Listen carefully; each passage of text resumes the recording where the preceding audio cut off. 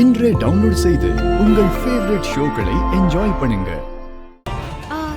துர்கா, எனக்கு ஒரு விஷயம் ஞாபகம் வந்துச்சு. நான் பாத்ரூம் போயிட்டு வரும்போது பர்தா போட்டுட்டு இருந்த ஒரு லேடி டைமண்ட் செக்ஷன்ல இருந்து வந்தாங்க. மாட்டிக்கிட்டோம். அவங்க என்னை இடிச்சிட்டாங்க. அவங்க என்னை இடிச்சதும் என் தலையில இருந்த பூ கீழே விழுந்துருச்சு.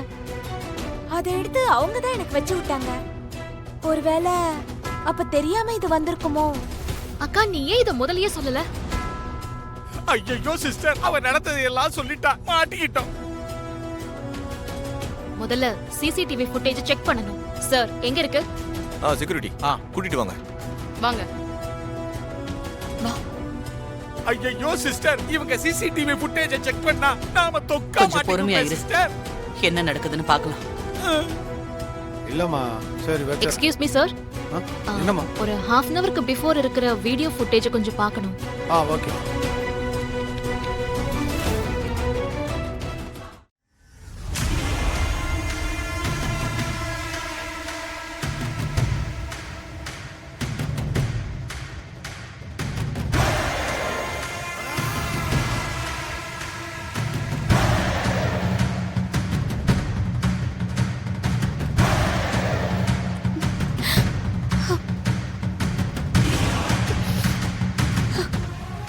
அழாதம்மா. இதுதான் முன்னாடியே சொன்னேன். யாரு குற்றவாளின்னு தீர விசாரிச்சுட்டு தான் கன்ஃபார்மே பண்ணணும். இப்ப பாத்தீங்களா? Sorry madam. செக்யூரிட்டி ஆபீசர்னா யார் தெரியுமா? அவங்க ஒரு காவல் தெய்வம். அந்தந்த இடத்துல ஒவ்வொரு ஊருக்கும் ஒரு காவல் தெய்வம் இருக்கும். அந்த மாதிரி தான் ஒவ்வொரு கடைக்கும் ஒவ்வொரு செக்யூரிட்டியும். செக்யூரிட்டி ஆபீசர் கூட தெய்வம் தான். தெய்வங்கிறது 1000 திருடனுங்களை நல்லவங்கன்னு சொல்லி கூட தப்பிக்க வைக்கலாம்.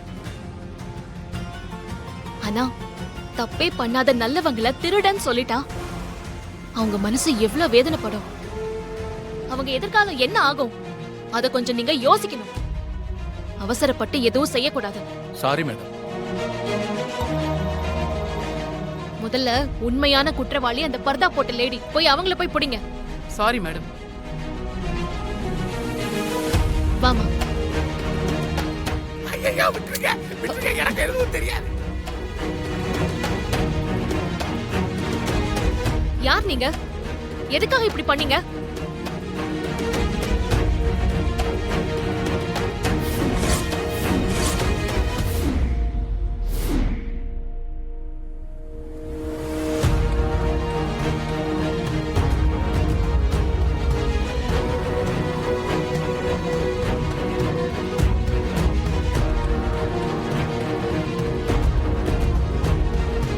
நீங்கெல்லாம் திருந்தவே மாட்டீங்களா?